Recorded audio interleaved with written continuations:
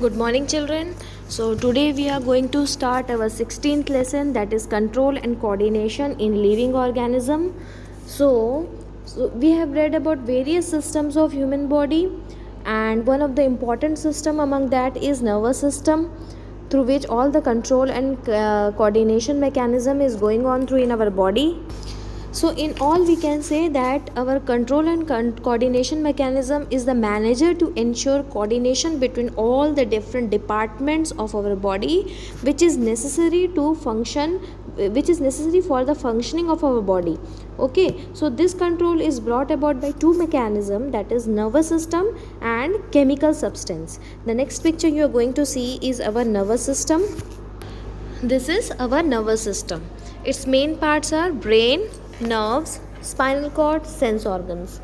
Okay, so in coming video you are going to see details about each and every part. The nervous system. What happens when you see a mosquito sitting on your hand? You quickly shake your hand. What happens when you eat an orange? You feel a tangy taste. You breathe automatically. Every single action that you perform is because of the coordination of the nervous system. The nervous system is made up of the brain, spinal cord, and a large network of nerves that are spread throughout the body. Let's understand the functions of the different parts of our nervous system. The human brain is the messaging center of the nervous system. It is protected by the skull. It consists of cerebrum, cerebellum, and the brainstem or medulla. The grey, wrinkly upper part of the brain is the cerebrum. It is divided into 4 areas. Each area controls different parts of the body. The back area controls the vision, while other areas control functions like movement, speech, memory, emotions, and touch. The cerebellum, located below the cerebrum, coordinates voluntary movements like balance, movement, and speech. It controls motor functions and muscular activity. Below the cerebrum and in front of the cerebellum lies a stem-shaped structure called medulla. The brain is connected to the spinal cord through the medulla. It transmits the messages or impulses that the brain and the rest of the body send back and forth. The medulla is in charge of all the automatic functions of the body, like respiration, digestion, and blood circulation. Nerves are cylindrical bundles of nerve fibers that run from the brain to the different parts of the body.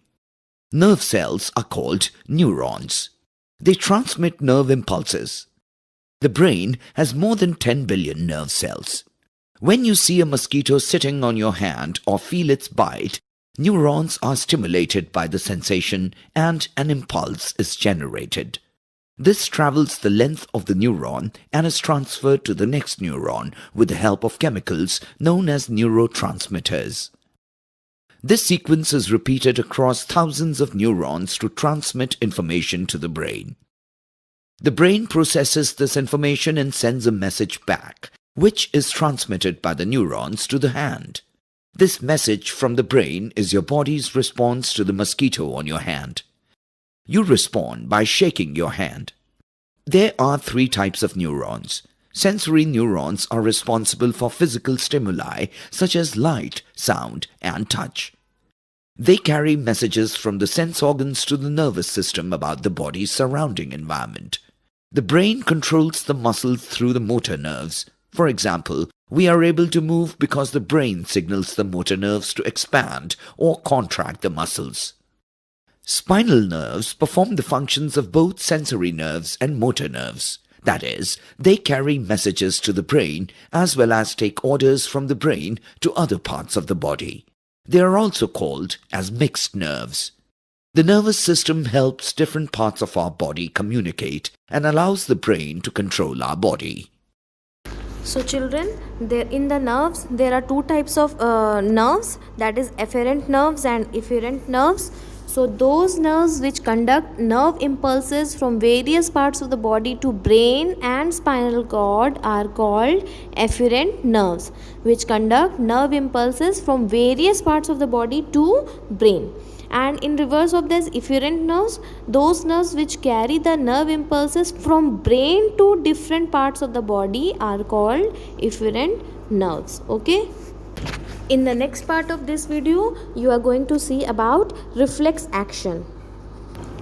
Children, there are certain activities in our body which are not in our control, that is excessive cold, sneezing, blinking of eyes, etc. They are called involuntary action which are not in our control.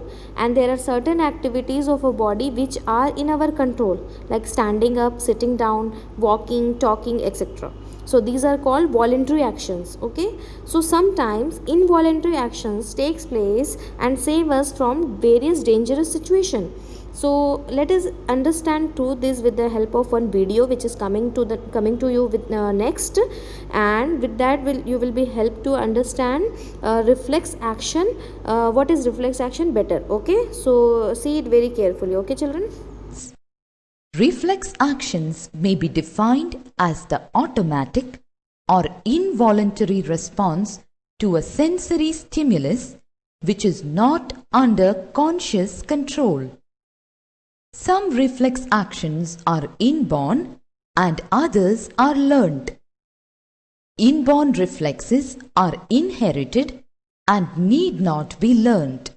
Some examples of inborn reflexes are given here. 1. Knee-jerk reflex. When the knee is tapped below the kneecap, the lower leg jerks forward. 2. Coughing. When unwanted matter gets into the windpipe, it is cleared by coughing. 3. Response to pain. If you accidentally sit on a pin, you jump up quickly. Learned reflexes are actions which have to be learned before they become automatic. For example, talking, reading, writing, dancing, etc. In a reflex action, the path taken by the message is known as reflex arc. It can be understood by the following example. When a person accidentally touches a hot object, a pain-sensitive receptor cell in his fingertip detects the heat stimulus and triggers off the nerve impulse. From here, the impulse travels along a sensory nerve to the spinal cord. The message is processed and the response is generated in the spinal cord itself. Then this response travels down through a motor nerve to the muscles of the arm. The muscles of the arm receive the response and his arm muscles contract, lifting the person's finger away from the hot object.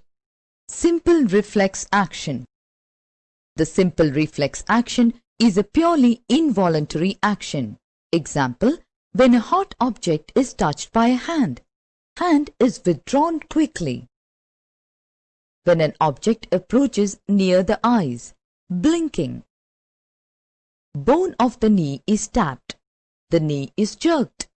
Children, I hope you understand what is reflex action. The action takes place as a result in our environmental change and are controlled by spinal cord, are called reflex actions. Okay, so today we have seen two topics, nervous system and reflex action. Next class we are going to see more about this chapter. Till that time, thank you.